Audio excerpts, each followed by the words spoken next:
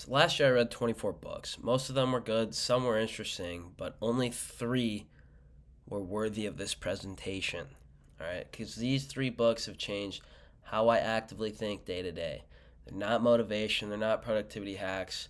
It's a real shift in how I think about work, money, and focus. All right, so let's dive right into this. Let's get it, baby. So before I actually cover the 3 books, I want to mention The Power of the Habit of Reading. I'm here showing my Goodreads just to prove that I have read a little bit in the past couple of years. I finally hit over 100 books read on Goodreads.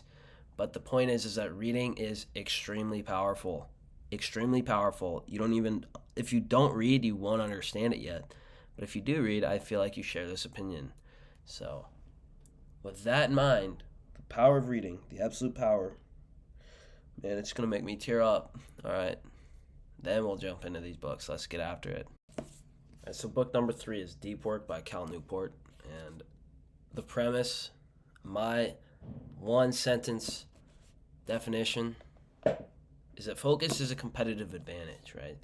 So, there's multiple things that occur in this book that make you realize like how distracted you might be. So, there's a concept called attention residue mentioned on page 41 where if you're trying to focus on something and then move your attention to something else, say, okay, I'm trying to record this video, but then I go use my phone and look at stock charts on X, right? So now when I come back to this, I'm going to still be thinking about the stock charts when I'm now trying to think about this. So that's called attention residue. And you do that anytime. You go to a library, you see people trying to study, and then they're on their phone, scrolling on TikTok. That's not productive. It's not. Like, sorry. And then that gives us into the point of high quality work produced equals time spent times intensity of focus. So this is twofold. One, you can produce more high quality work if you are spending more time, more focused time. However, one thing you miss is that you can spend much less time working and still get positive, even better results if you have a higher intensity of focus compared to just spending more time, which is extremely important in actually applying for life, right? You don't want to be working on something all day, your entire life. If you can focus on it for a little bit less time, you're going to see better results. And the overall grand overarching thing of why I chose this book as part of the 3 is because it ultimately made the decision to quit social media. I think social media is a great vehicle to produce content, and I will continue to do that. I'm thinking about posting on Instagram and stuff, but the difference between producing content and consuming content. So I don't have the actual apps on my phones. I can't just get on there and scroll. Dude, like you go to the gym, bro, and there's people scrolling on they don't even realize like what is out there, right?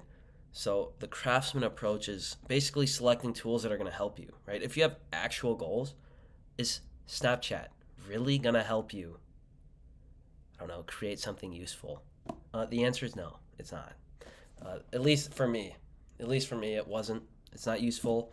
And you don't realize how often or how much time you spend just scrolling and then gathering attention residue. It's seriously an epidemic. And if you learn to go against the crowd and filter out all the unnecessary information you constantly fill your head with on social media, you'll have a much clearer approach and be much happier. I know it seems like I'm like super crazy, but bro, seriously, the mental clarity you get from canceling all of these voices in your head from all this social media that doesn't actually improve your goals, right? So if you have social media, question yourself, why am I using this? Am I producing content? Am I using this for information? For example, I use X, right? It's a form of social media.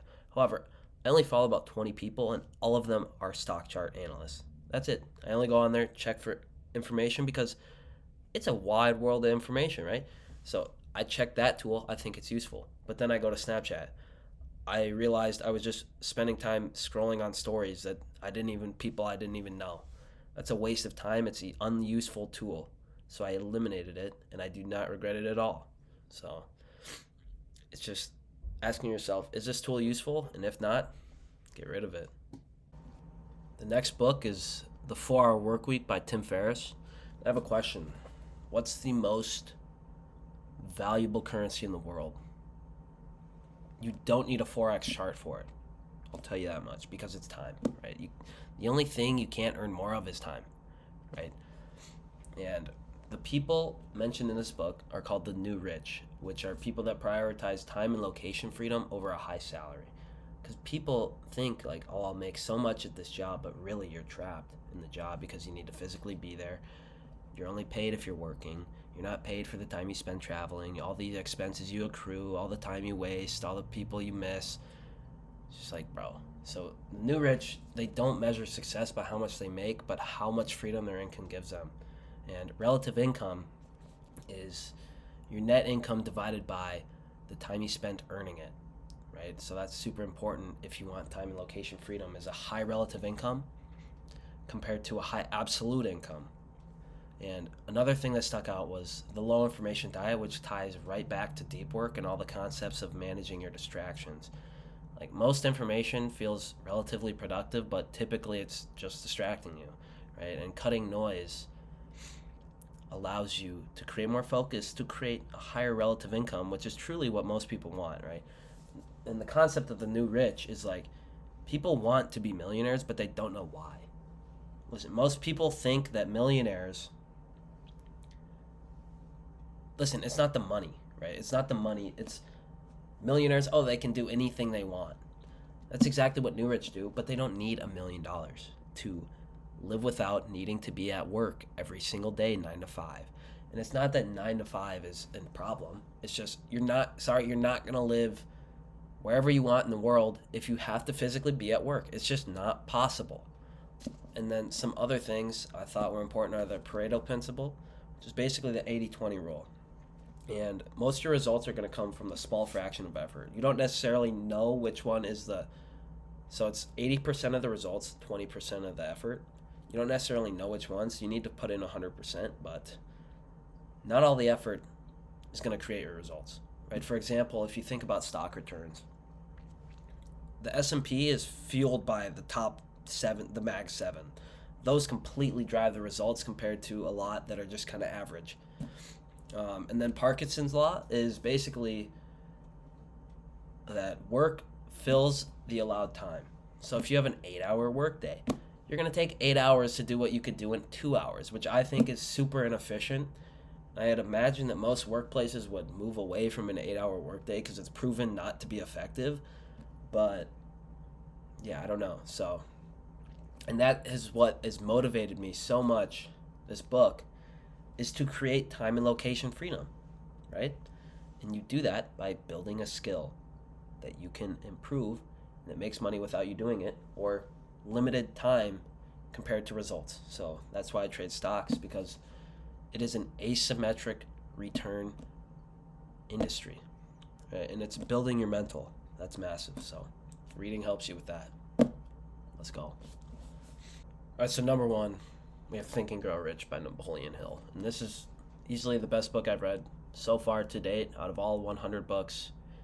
This is just the greatest book. I mean, every single page, there's something you could take from it. And I don't really want to describe the entire book because I want you to read this book, okay? But the general premise is that ideas will always precede reality. If you can't imagine it in your head, how will it ever create? How will it ever be manifested in this physical reality where you can touch things, right? It's all here, and then it's here. So there's an idea of the ether, right? And it's basically empty space. But think, thoughts are like electromagnetic waves. So if you take in any elementary physics, you know that light is an electromagnetic wave. So it's like this, oscillating waves. So I think your thoughts are also transmitted like this. So when you see people, and you can kind of tell people, and I'll mention another book quickly about body language, but the point is that your thoughts translate through space and they create your reality. And another concept is the law of economics, which basically means that truly, how are you ever going to expect to get something if you don't give something, right? For example, you need to give energy to move, or you need to give effort to see results. So it kind of roasts gamblers, and that's why I don't gamble, right? Gambling is essentially, you want a reward for literally doing nothing. Gambling, you just show up and bet, right?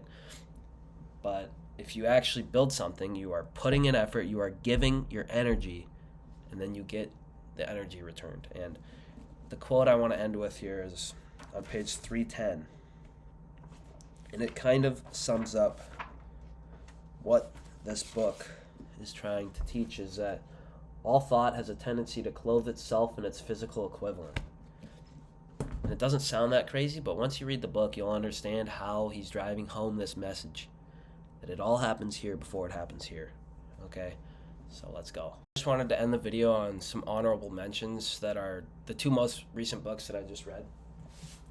So the first book I finished this year is The Warren Buffett Way, which is it's basically a summary of some of Warren Buffett's biggest purchases, and the dude's a stud. Like, I can't even tell you anything else. And it's kind of a fun book, but I think the point is it's a little boring. But that's kind of how true investing is supposed to be.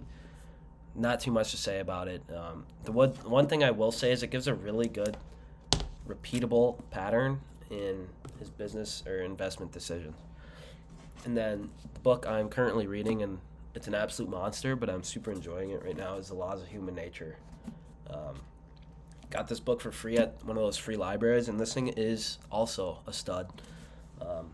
Never actually read a Robert Greene book, but I've seen a couple like podcasts and stuff, so I'm super happy that I'm actually reading this book. And this thing is like the encyclopedia of aura.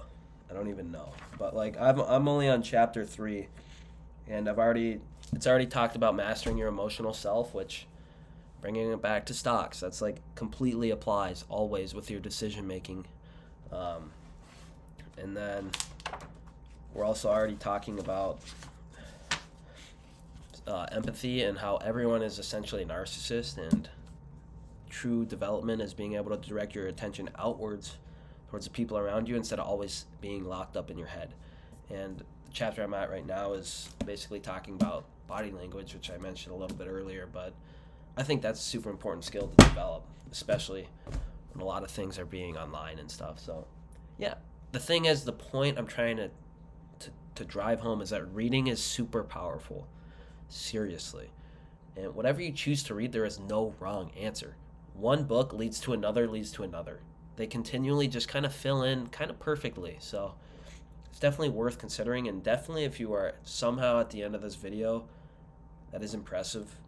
And I really appreciate you watching, actually. And yeah. And if you are, comment some good books, right? Because I'm always open to that, and I'm glad you're here, all right? So stay you. Listen, and you can literally do anything. Like, I'm not joking. You can do anything you want. All right, so I'll see you later. Let's go.